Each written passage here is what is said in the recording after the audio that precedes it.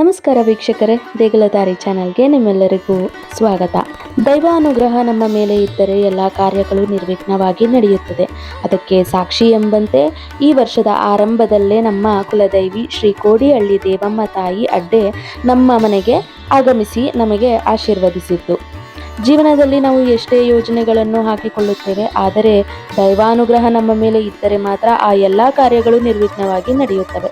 ಕೆಲವು ಸಲ ನಾವು ಎಷ್ಟೇ ಪ್ಲಾನ್ ಮಾಡಿದರೂ ನಡೆಯದ ಕೆಲಸಗಳು ದೈವ ಸಂಕಲ್ಪವಿದ್ದಾಗ ಪವಾಡದಂತೆ ನಡೆದು ಬಿಡುತ್ತದೆ. ನಾವು ಯಾವುದೇ ರೀತಿ ಸಿದ್ಧತೆಯನ್ನ ಮಾಡ್ಕೊಂಡಿರಲಿಲ್ಲ, ಆದರೆ ಅರ್ಚಕರಿಂದ ನಮಗೆ ಕಾಲ್ ಬರುತ್ತೆ, ಮನೆಗೆ ಕುಲದೇವಿ ಅಡ್ಡೆ ಬರ್ತಾ ಇದೆ ಅಂತ ಹೇಳಿ. ನಮಗೆ ತುಂಬಾ ಆಶ್ಚರ್ಯನೂ ಆಗುತ್ತೆ, ಹಾಗೆಯೇ ಸಂತೋಷನೂ ಆಗುತ್ತೆ. ನಾವು ಪ್ಲ್ಯಾನ್ ಮಾಡದಿದ್ರು ಆ ತಾಯಿ, ಕೋಡಿಹಳ್ಳಿ ತಾಯಿ ನಮ್ಮ ಮನೆಗೆ ಬರ್ತಾ ಇರೋದು, ಅದು ನಮ್ಮನ್ನು ಹರಿಸಿ ನಮ್ಮ ಮನೆಗೆ ಬರ್ತಾ ಇರೋದು ನಿಜಕ್ಕೂ ಒಂದು ಅದ್ಭುತದ ಪವಾಡ ಅಂತಲೇ ಅಂದ್ಕೊಂಡ್ವಿ. ಹಾಗಾಗಿ ಮನೆಯನ್ನೆಲ್ಲ ಶುಚಿಗೊಳಿಸಿ ಆ ತಾಯಿಯ ಆಗಮನವನ್ನೇ ನಿರೀಕ್ಷಿಸ್ತಾ ಇದ್ವಿ. ಈ ವರ್ಷದ ಆರಂಭದಲ್ಲಿ ನಡೆದ ಈ ಭಕ್ತಿಯ ಪಯಣ, ಹಾಗೆ ತಾಯಿಗೆ ನಾವು ಮಾಡಿದ ಸೇವೆ, ಹಾಗೆ ಆ ಭೂತಪ್ಪ ಸ್ವಾಮಿಯ ಸೇವೆ, ಈ ಎಲ್ಲ ದೈವಿಕ ಕ್ಷಣಗಳನ್ನು ಈ ವಿಡಿಯೋದಲ್ಲಿ ನಿಮ್ಮೊಂದಿಗೆ ಹಂಚ್ಕೊಳ್ಬೇಕು ಅಂತ ಹೇಳಿ ಈ ವಿಡಿಯೋವನ್ನು ಮಾಡ್ತಾ ಇದ್ದೀನಿ. ಹಾಗಾಗಿ ವಿಡಿಯೋವನ್ನು ಕೊನೆ ತನಕ ನೋಡಿ. ಹಾಗೆ ಯಾರೆಲ್ಲ ಇನ್ನೂ ನನ್ನ ಚಾನಲ್ನ ಸಬ್ಸ್ಕ್ರೈಬ್ ಮಾಡ್ಕೊಂಡಿಲ್ಲ, ಪ್ಲೀಸ್ ದಯವಿಟ್ಟು ದೇಗುಲದಾರಿ ಚಾನಲನ್ನು ಸಬ್ಸ್ಕ್ರೈಬ್ ಮಾಡ್ಕೊಳ್ಳಿ. ಹಾಗೆ ಪಕ್ಕದಲ್ಲಿರೋ ಬೆಲ್ ಐಕಾನ್ನ ಕ್ಲಿಕ್ ಮಾಡಿ. ನಾನು ಯಾವುದೇ ಒಂದು ಹೊಸ ವಿಡಿಯೋ ಅಪ್ಲೋಡ್ ಮಾಡಿದ್ರು ಫಸ್ಟ್ ನೋಟಿಫಿಕೇಷನ್ ನಿಮಗೆ ಬಂದು ತಲುಪುತ್ತೆ. ಹಾಗೆ ವಿಡಿಯೋ ಇಷ್ಟ ಆದಲ್ಲಿ ವಿಡಿಯೋವನ್ನು ಲೈಕ್ ಮಾಡಿ, ನಿಮ್ಮ ಸ್ನೇಹಿತರೊಂದಿಗೆ ಹಾಗೆ ಕುಟುಂಬದವರೊಂದಿಗೆ ವಿಡಿಯೋವನ್ನು ಹಂಚಿಕೊಳ್ಳಿ. ಕುಲದೈವಿಯು ಮನೆಗೆ ಬರುವುದೆಂದರೆ ಆ ತಾಯಿ ನಮ್ಮನ್ನು ಅರಸಲು ಬರುತ್ತಿದ್ದಾಳೆ ಎಂದೇ ಅರ್ಥ. ದೇವಮ್ಮ ತಾಯಿಯ ಆರಾಧನೆಗೆ ನಾವು ಅತ್ಯಂತ ಶ್ರದ್ಧೆಯಿಂದ ಸಿದ್ಧತೆ ಮಾಡಿಕೊಂಡು ಪ್ರತಿ ವರ್ಷವೂ ನಾವು ಈ ತಾಯಿಯನ್ನು ಮನೆಗೆ ಕರೆಸ್ತೀವಿ. ಹಾಗೆ ಭೂತಪ್ಪ ಸ್ವಾಮಿಯನ್ನು ನಾವು ಮನೆಗೆ ಕರೆಸ್ತೀವಿ. ಆದರೆ ಪ್ರತಿ ಸಲನೂ ನಾವು ಮುಂಚೆನೇ ಬುಕ್ಕಿಂಗ್ ಮಾಡ್ಕೊಳ್ಬೇಕಾಗತ್ತೆ, ಈ ದಿನಾಂಕಕ್ಕೆ ಬರಬೇಕು ಅಂತೇಳಿ. ಆದರೆ ಈ ವರ್ಷ ಮಾತ್ರ ಅವರೇ ನಮಗೆ ಫೋನ್ ಮಾಡಿ, ಹೀಗೆ ಬೇರೆ ಕಡೆ ಒಂದು ಕಡೆ ಹೋಗೋದಿದೆ, ಅದ್ರ ಜೊತೆಗೆ ನಿಮ್ಮ ಮನೆಗೂ ಸಹ ಬಂದು ಹೋಗ್ತೀವಿ ಅಂತ ಅವರೇ ನಮಗೆ ಫೋನ್ ಮಾಡಿದಾಗ ನಮಗೆ ನಿಜಕ್ಕೂ ಖುಷಿ ಆಯಿತು. ಹಾಗೆ ಬಂದರೆ ನಮಗೆ ತುಂಬಾ ಒಳ್ಳೆಯದಾಗತ್ತೆ ಅಂತ ಹೇಳಿ ಸರಿ ಆಯಿತು ಅಂತ ಹೇಳಿ ಮನೆಯನ್ನೆಲ್ಲ ನಾವು ಶುಚಿಗೊಳಿಸಿ ಎಲ್ಲ ಸಿದ್ಧತೆಯನ್ನು ಮಾಡ್ಕೊಂಡಿದ್ವಿ. ಹಾಗೆ ಅಮ್ಮನವರು ಮನೆಗೆ ಬಂದರು, ತುಂಬ ಚೆನ್ನಾಗಿ ಅಲಂಕಾರನೆಲ್ಲ ಮಾಡಿಕೊಂಡು ಅಮ್ಮನವರು ನಮ್ಮ ಮನೆಗೆ ಆಗಮಿಸಿದ್ರು.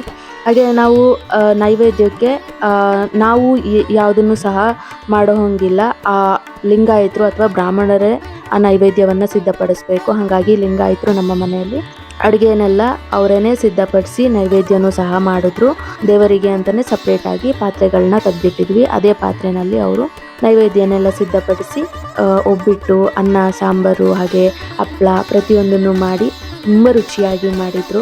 ಅದನ್ನೆಲ್ಲ ನೈವೇದ್ಯವಾಗಿ ಇಟ್ಟು ಪೂಜೆಯನ್ನು ಮಾಡಿಕೊಟ್ರು. ಅದಾದಮೇಲೆ ಆ ತಾಯಿಯನ್ನು ಮತ್ತೆ ಕರ್ಕೊಂಡು ಹೋದರು, ಬೇರೆ ಕಡೆ ಬೇರೆ ಒಂದು ಮನೆಗೆ ಕರ್ಕೊಂಡು ಹೋದರು. ನಮ್ಮ ಮನೆಯಲ್ಲಿ ನೆಲೆ ನಿಂತು ಹರಸಿದ ತಾಯಿಯನ್ನು ಪೂಜಿಸಿದ ನಂತರ ಅರ್ಚಕರು ಆ ತಾಯಿಯನ್ನು ಮುಂದಿನ ಭಕ್ತರ ಮನೆಗೆ ಕರೆದುಕೊಂಡು ಹೋದರು. ತಾಯಿ ಹೋದ ಮೇಲೂ ಆಕೆಯ ಕೃಪಾಶೀರ್ವಾದ ನಮ್ಮ ಮನೆಯಲ್ಲಿ ತುಂಬಿದೆ ಎಂಬ ಭಾವನೆ ನಮ್ಮಲ್ಲಿ ಇತ್ತು.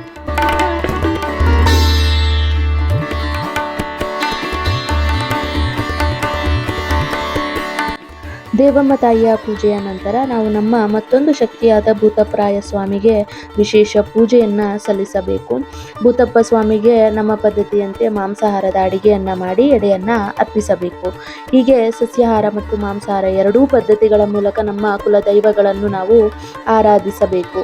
ಯಾರಿಗೆಲ್ಲ ಇನ್ನೂ ಸಹ ನಿಮ್ಮ ಕುಲದೇವರು ಯಾರು ಎಂದು ಇನ್ನೂ ಗೊತ್ತಿಲ್ಲ ಅಂದರೆ ಈ ಕೂಡಲೇ ನಿಮ್ಮ ಹಿರಿಯರು ಅಥವಾ ನಿಮ್ಮ ಮೂಲ ಊರನ್ನು ಹೋಗಿ ಕೇಳಿ, ಅಲ್ಲಿ ಒಂದು ಕವಡೆ ಶಾಸ್ತ್ರವನ್ನು ಕೇಳಿ, ಯಾವುದಾದ್ರೂ ಒಂದು ಮುಖಾಂತರವಾಗಿ ನಿಮ್ಮ ಕುಲದೇವರನ್ನು ನೀವು ಹುಡುಕಿ ಅದನ್ನು ಆರಾಧನೆ ಮಾಡಿ ನಿಜಕ್ಕೂ ಒಳ್ಳೆಯದಾಗುತ್ತೆ. ಯಾಕೆಂದರೆ ಮನೆಯಲ್ಲಿ ಶುಭ ಕಾರ್ಯಗಳು ನಿರ್ವಿಘ್ನವಾಗಿ ನಡಿಬೇಕು ಅಂದರೆ ಮೊದಲಿಗೆ ಕುಲದೈವರ ಆಶೀರ್ವಾದ ಸದಾ ಇರಲೇಬೇಕು.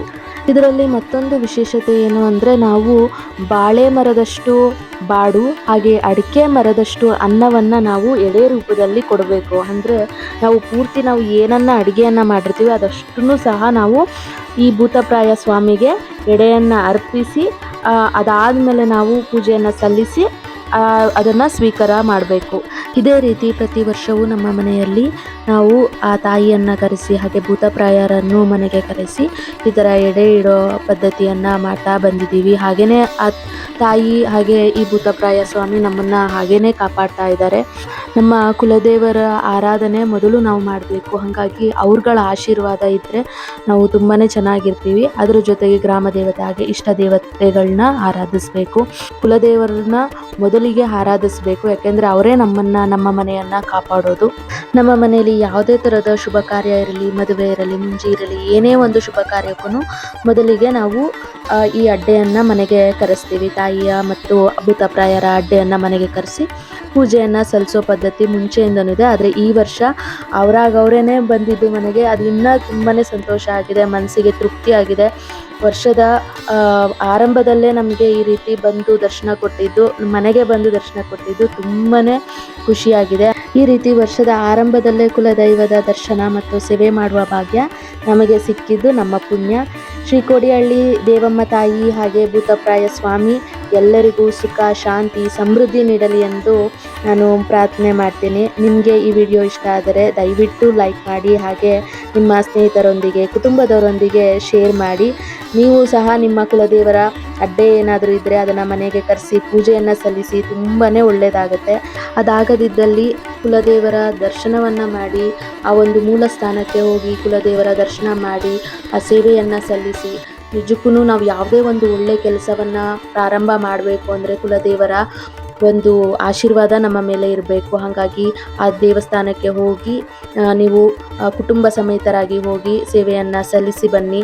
ಇಲ್ಲವಾದರೆ ಮನೆಗೇ ಕರೆಸಿ ಸೇವೆಯನ್ನು ಮಾಡಿ, ತುಂಬಾ ಒಳ್ಳೆಯದಾಗುತ್ತೆ. ಈ ವಿಡಿಯೋವನ್ನು ಶೇರ್ ಮಾಡಿ, ಹಾಗೆ ಇಂತಹ ಭಕ್ತಿಪೂರ್ವಕ ವಿಡಿಯೋಗಳಿಗಾಗಿ ನಮ್ಮ ದೇಗುಲದಾರಿ ಚಾನಲನ್ನು ಸಬ್ಸ್ಕ್ರೈಬ್ ಮಾಡಲು ಮರೆಯಬೇಡಿ. ಶುಭವಾಗಲಿ. ಧನ್ಯವಾದಗಳು.